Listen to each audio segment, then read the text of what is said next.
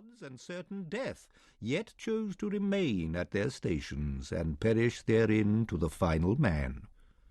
His Majesty's regret having been expressed at the dearth of knowledge and insight upon these subjects, then did intercede God Ahura Mazda on His Majesty's behalf.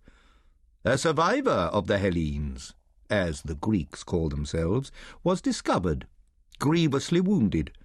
The Greek survived the night and the morning following.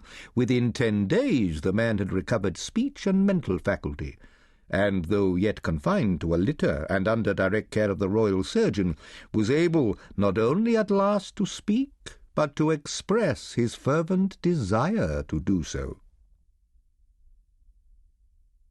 The following initial interview took place in His Majesty's campaign tent.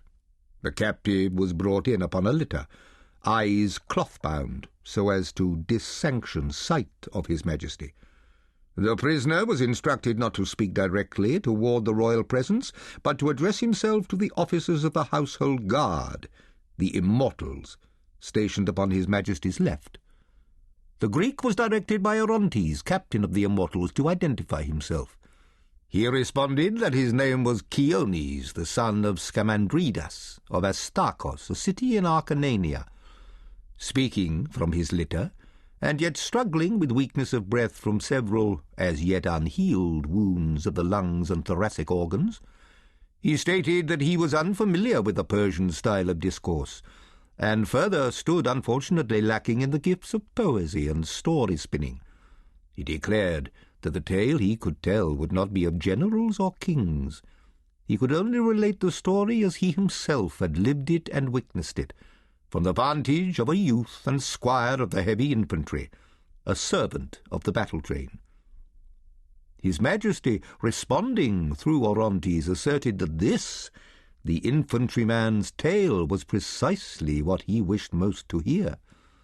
What kind of men were these Spartans, who in 3 days had slain before His Majesty's eyes no fewer than 20,000 of his most valiant warriors? What were they like as men? Whom did they love? What made them laugh? His Majesty knew they feared death, as all men.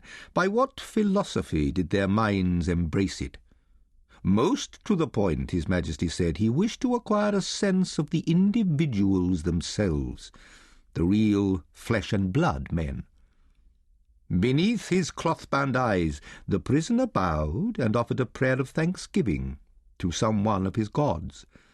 The story His Majesty wished to hear, he asserted, was the one he could truly tell, and the one he most wished to. It must of necessity be his own story, as well as that of the warriors he had known, nor could the telling confine itself exclusively to the battle, but must proceed from events antecedent in time, for only in this light and from this perspective would the lives and actions of the warriors at Thermopylae be given their true meaning and significance. His Majesty being satisfied, the Greek was given a bowl of wine and honey for his thirst, and asked to commence where he pleased, to tell the story in whatever manner he deemed appropriate. The man, Cheones, bowed once upon his litter, and began. I had always wondered what it felt like to die. There was an exercise we of the battle-train practised when we served as punching bags for the Spartan heavy infantry. It was called the oak, because we took our positions along a line of oaks at the edge of the plain of Otona, where the Spartiates ran their field exercises in fall and winter. We would line up, 10 deep, with body-length wicker shields braced upon the earth, and they would hit us, the shock troops, coming across the flat in line of battle, 8 deep, at a walk, then a pace, then a trot, and finally a dead run. The shock of their interleaved shields was meant to knock the breath out of you, and it did. It was like being hit by a mountain. Your knees, no matter how braced you held them, buckled like saplings before an earth-slide.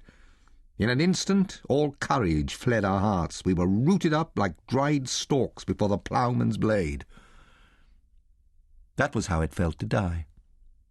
The weapon which slew me at Thermopylae was an Egyptian hoplite spear, driven in beneath the plexus of the rib-cage. But the sensation was not what one would have anticipated, not being pierced, but